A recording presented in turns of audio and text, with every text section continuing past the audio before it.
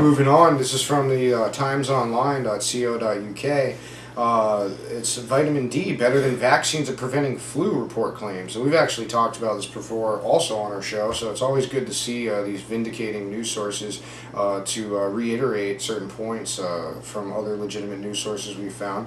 And it says that doctors in Japan have found that naturally produced vitamin D in your body when you're exposed to sunlight, it has no significant side effects. Who would have thought your body naturally produces it? It doesn't have any side effects like messed up drugs and whatnot. Costs little and can be several times more effective than antiviral drugs and vaccines. And so this study that was done showed that antivirals are also too expensive and possibly too toxic. I would say definitely too toxic to be given to the population as a whole, whereas vitamin D has additional benefits and it doesn't have the detriment, which is pretty crucial. The Japanese finding supports the theory that low blood levels in sunshine vitamin D occur during the winter and explain why the flu epidemics peak from December to March. So it's a very, very interesting study, and I hope that most people take that to heart. Get outdoors, don't sit in front of the boob tube and whatnot so much. Get outside, especially when it's sunny outside. You know how rare that is almost, where we're out here up in the North Coast in Humboldt County. So get as much sunlight as you can, travel inland, go to the river, all that kind of a thing. Do as much as you can because it's your health. And then also the more sunlight you get, the better off you'll be during those months when there's less sunlight. Alrighty, and our next story here, speaking of the sun, is from the Daily Mail, Mail Online, dailymail.co.uk. Stunning pictures of a solar corona where temperatures around the sun reach 2 million degrees Celsius. Shooting 1 million miles or more out into the hard, cold vacuum of space, the fiery halo is one of the wonders of the universe, the article reads. Whipped into gigantic swirls by the sun's ferocious magnetic fields. The corona, which normally can't be seen because of the brightness of the sun, is a broiling sea of hydrogen gas at 10,000 degrees Celsius. But during a solar eclipse, the moon blocks out the sun and the corona is spectacularly revealed. And this article features the photography of a particular individual that put 38 photos together that created the clearest picture yet of the extraordinary phenomenon of the sun's corona.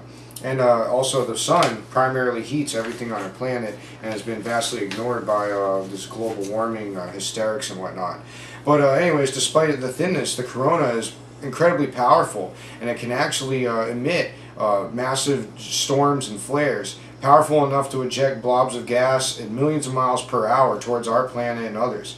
And actually in 1859, one such eruption hit us right on and generated a massive corona in the night sky, so bright that it woke sleeping gold rush miners in the Klondike and shorted out much of the telegraph system. It actually melted copper wires. Shows how powerful this stuff is. So at any moment we could get hit. Right now we're filming this. Boom! We could just get hit with a massive solar and everything phenomenon. we recorded would have been lost. Yeah, well, everything wouldn't be basically available at all, so there'd be no video going on at all. Anyway, so such an event could happen today. What we're talking about would cause a lot of chaos, pretty much, and could precipitate an economic meltdown because all these systems basically rely on our technology, and our electricity grids would be fried. Phone and internet lines would also be shut down. So that's a pretty cool article right there on the sun. And along the same line, out of the BBC News, to protect ourselves from this, a website's actually come out, Solar Stormwatch, which is going to allow the vastness of the internet population to put their heads together, and their processing speeds especially, to try and look at a lot of these things as they're coming out, watch the different bursts and solar rays coming out, and be able to find out when there's going to be, some type of a catastrophic blast, so that at least some information can be saved. I mean, there are ways to get around EMP blasts to put your stuff in non-magnetic, magnetic-proof boxes and other types of things. So certainly, it would be a benefit if people can get out there and try and help everyone warn of a impending doom like this. Yeah, keep your eyes on the sun, and actually. Going back into the whole global warming tangent, this is about an Argentinian couple shoots kids, kills themselves over global warming. And this is an amazing story from Infowars.com that basically shows how global warming believers are willing to not only kill you, but themselves and their families I mean, me and Kyle have actually been in a discussion about global warming with eco-tyrant or whatever you want to call him. Basically said that Kyle should die to save the planet, which was pretty outrageous. So in this particular instance, there was a 2-year-old child and a 7-month-old child and the couple themselves. Who shot the kids and then killed themselves. The 7-month-old baby miraculously survived being shot, covered in blood. Somehow the bullet missed vital organs, and the young girl is going to actually have a full recovery. But anyways, this linking of environmental policy to agendas of like one world government stuff. The Club of Rome revealed they wanted to make humanity the enemy, and to get people to be convinced of basically to population control themselves, opens the door to what's been called eugenics. And so one example is this policy group in the UK called Optimum Population Trust. Yeah, that's a contradiction in itself, which has launched an initiative urging wealthy members of developed worlds to participate in carbon offsets that fund programs for curbing the population of developing nations. And they published a report announcing that children are bad for the planet and having large families should be frowned upon and that kind of a thing. So while you may think that the ideas of sterilization and depopulation could never be accepted, or previously you may have thought that, these very concepts are now being embraced and popularized by this global warming movement and all these other environmentalist movements, which is pretty much hijacking environmentalism, all the real stuff that's really bad for the environment, destroying species, deforestation, mining, toxic chemicals that are being released that'll make you basically chemically lobotomized, whether you're taking them as a pharmaceutical or drinking them in your water or your food or being exposed to them in your air and that kind of a thing. You're going to be so like incapacitated by the time sea levels possibly rise, and they've never been the same. That I mean, you're not even going to know what's going on anymore because of these kind of real threats. So meanwhile, industrial criminals make a killing off of that kind of activity.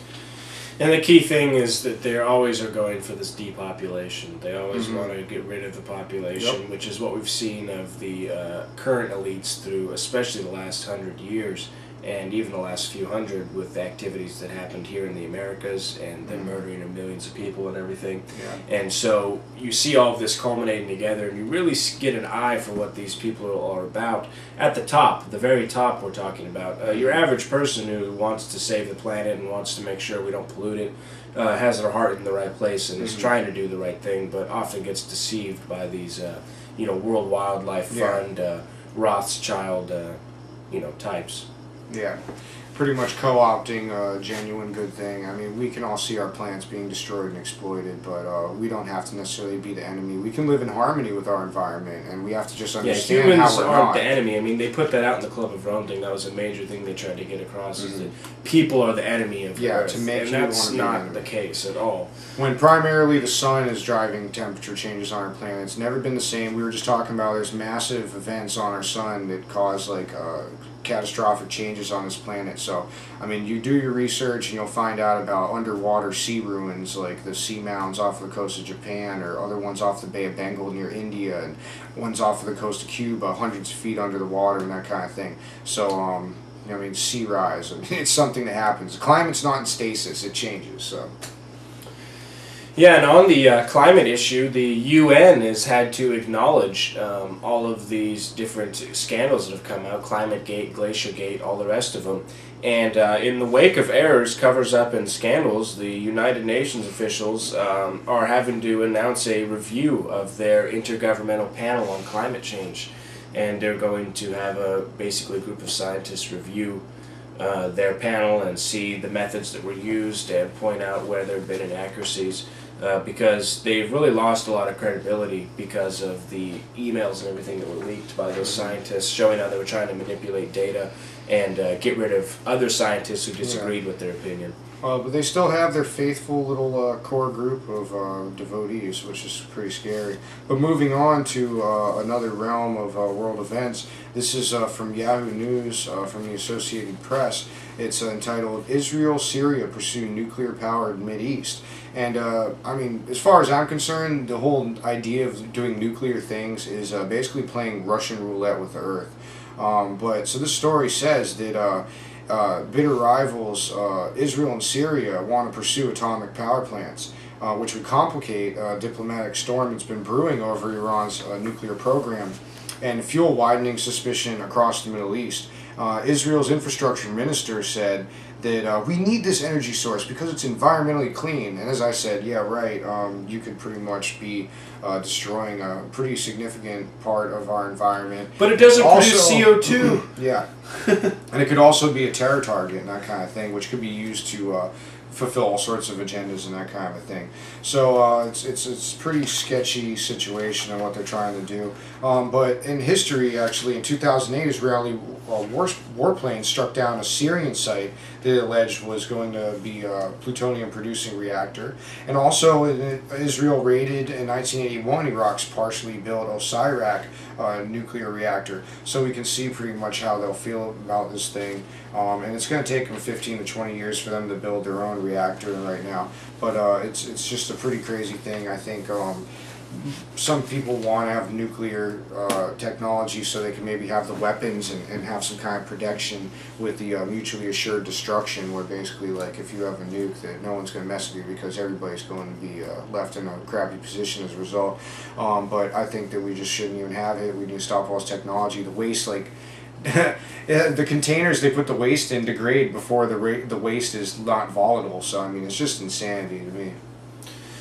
Yeah, along the same lines with Israel and discussing nuclear issues that are going on in the Middle East there, this is coming from anti-war newswire. Israel says bad options for Iran getting closer.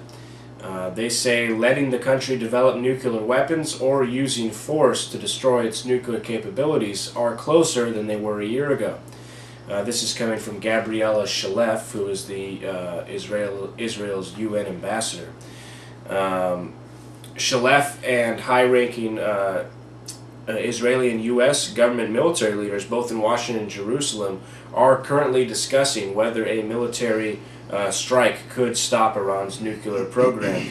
And as you just said, they've already done strikes before on people's facilities. They already have invaded other countries' sovereignties, no problem. So it's already well known that they will engage in this type of activity. So it's not beyond them, that's for sure. Yeah, they'll definitely do it. And Shalef also said that she was encouraged that Biden said Iran poses a threat to the United States. So happy that the Obama administration is going along with them, even though Israel just snubbed Biden when he was over in the Middle East. And, they're still going to go ahead and toe the line of the Zionists over there. Despicable. Our next story is from prisonplanet.com. It's entitled, 1 in 3 killed by U.S. drone attacks in Pakistan are civilians. And this actually is from a think tank that used regular news coverage to make this kind of a judgment. And so considering they used mainstream news coverage, media accounts, it's a pretty conservative estimate. And actually over in Pakistan, they've had way higher estimates, basically saying that only 14 wanted al-Qaeda leaders were killed in attacks. And actually the Obama administration had 53 attacks in the last year. And this is actually more than the entirety of Bush's 8 years in office.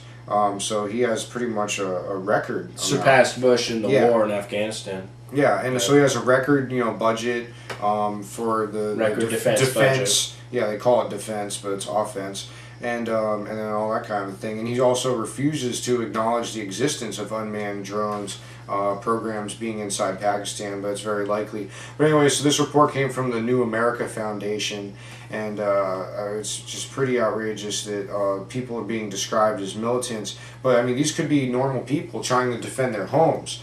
I mean, imagine the sadistic satisfaction that some of the elite get behind these policies that are being carried out. And I mean, I've heard firsthand of stories that people I've known that have served in the military of incidents where, like, a troop might just by chance like trip out and shoot like a bunch of kids on a bike, for example, or that kind of a thing. And then people in the neighborhood are pretty outraged and they want vengeance and they want to defend their neighborhoods and their lost the lost lives of their young ones in their neighborhood. And so I mean, are they really like militants to want to respond to that kind of a thing? I mean, what if someone came to your neighborhood and started killing people and that you're being occupied? Would retaliation make you a militant in such a situation? So I mean, it's really something that we should all think about. I mean, it's a pretty sad story right there, though. Yeah, the drone attacks and the continuing of the war under Obama. is absolutely horrible. Yeah, some guy in a cubicle in like New Mexico could be doing it. I mean, it's just insane. And he goes home to his family at night.